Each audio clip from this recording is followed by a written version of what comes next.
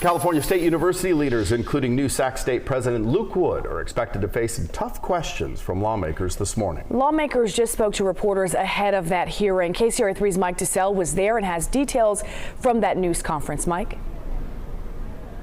And not just lawmakers, but tribal leaders as well over this issue we've been covering this morning about the California State University system being in possession of nearly 700,000 Native American remains and artifacts and not returning them, some of them by law. Now take a look, because we just came out of this news conference that was right before this joint informational hearing committee that started moments ago. And boy, some harsh words for the California State University system as some of these tribal leaders speaking of the CSU system not returning these remains, calling them dismissive, disrespectful, appalling, unacceptable, shameful, heartbreaking.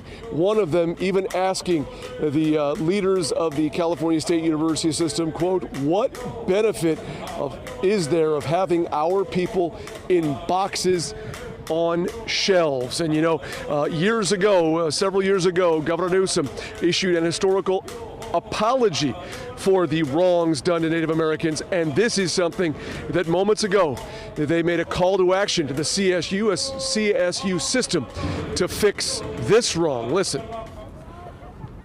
As we gather today to further the healing process initiated in 2019 by the governor, we must also seek the return of our ancestors' remains, now in the state's possession, specifically those in the possession of the California State University system. And again, those remains that he's talking about are Native Americans, and as was pointed out here repeatedly during this news conference, these are remains that belong to the relatives and ancestors of those who are now sitting in boxes on shelves on campuses throughout the California State University system. Because of this, the Assembly member you just heard is pushing AB 389, which is a proposal that would require better monitoring of the leadership of the CSU system to come up with policies and guidelines to start returning these remains. And again, keep in mind, there's been a federal law in the book since the 1990s that has required the return of Native American remains to those who they belong to. And as was pointed out today, for decades, the CSU system has, in the words of tribal leaders, ignored that and taken no action to repatriate some of these Native American remains. This hearing ongoing right now as we speak, live inside the state capitol.